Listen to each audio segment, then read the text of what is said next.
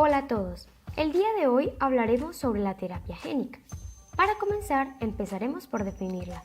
La terapia génica es el conjunto de técnicas que se usan para modificar la información genética humana con el fin de prevenir, tratar o curar enfermedades, la cual se basa en la transferencia de material genético a las células de un organismo donde previamente se han identificado anomalías genéticas. Antes de continuar, hablaremos sobre los organismos quimera. Básicamente son aquellos organismos compuestos por células con diferentes fenotipos. Aquí frente a ustedes pueden ver con el caso de un gato un ejemplo bastante claro en cuanto a qué se refiere poseer células con diferente material genético. Ahora vamos con sus bases y un poco de historia.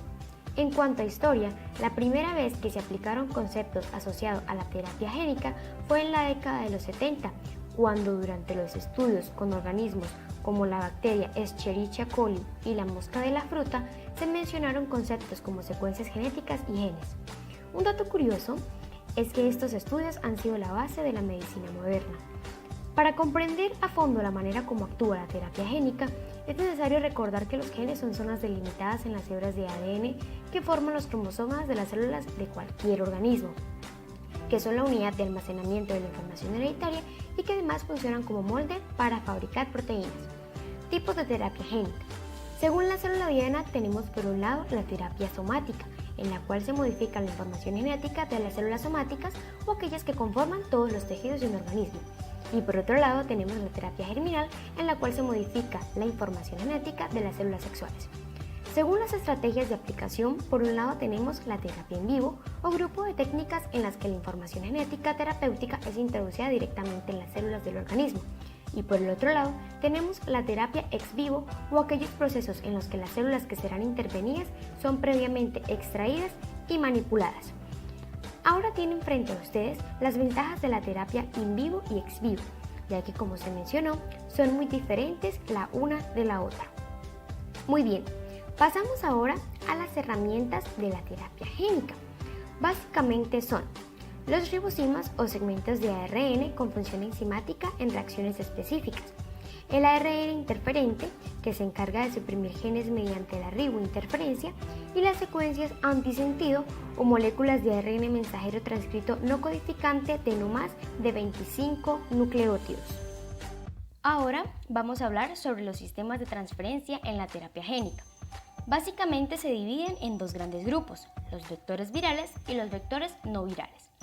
Los vectores virales se tratan de virus modificados genéticamente para transportar material genético al núcleo de las células defectuosas. Los más usados son de 4 tipos, los retrovirus, los adenovirus, los virus adenoasociados y los herpesvirus. Los retrovirus son virus que poseen una cadena sencilla de ARN que al llegar a una célula hospedera se transcribe de manera contraria para generar ADN. Los adenovirus son un grupo de virus bastante grandes ya que poseen ADN bicatenario, es decir, que se encuentran formados por una doble cadena de ADN. Los virus adenoasociados. Estos se caracterizan por tener ADN monocatenario, es decir, que se componen por una cadena sencilla de ADN. Y por último, los herpesvirus, los cuales poseen un gran periodo de latencia, lo que los hace indetectables para el sistema inmune. Ahora vamos a hablar sobre los vectores no virales. Estos son un grupo de técnicas en las que no se usa ningún tipo de virus para transferir el material genético. Algunos de estos tipos de técnicas son los liposomas catiónicos, la inyección directa del ADN, la transferencia de genes por receptores y el oro coloidal. Los liposomas catiónicos son microcélulas compuestas por diferentes tipos de lípidos que permiten el paso de genes terapéuticos mediante la endocitosis. La transferencia de genes por receptores es una técnica en la que se implantan segmentos de material genético en la superficie de la célula con el fin de que ésta sea llevada al interior por endocitosis. Inyección directa del ADN. En esta consiste en inyectar directamente segmentos de ADN sobre los tejidos afectados. Y por último, el oro coloidal, que corresponde a una partícula de oro en estado coloidal y que es usada en enfermedades como el cáncer, siendo una de sus desventajas llegar únicamente a células superficiales. Ahora hablamos sobre las aplicaciones de la terapia génica.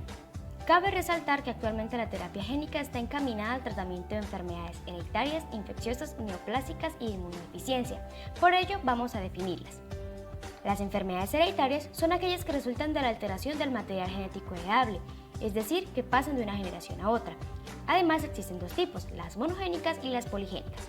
Enfermedades infecciosas. Estas se dan cuando un virus, una bacteria o cualquier agente externo ingresa a nuestro organismo y altera su funcionamiento. Las enfermedades neoplásicas se dan como resultado de la aparición de tumores en el cuerpo del organismo. Para tratarlas se usan técnicas como la estimulación de la respuesta inmune, los genes suicidas, la transferencia de genes supresores tumorales y la inactivación de oncogenes. Y para finalizar hablaremos sobre las enfermedades del sistema inmune. Básicamente existen dos tipos, las de autoinmunes y las de inmunodeficiencia. Espero les haya gustado mucho este video y que les haya servido de mucha ayuda.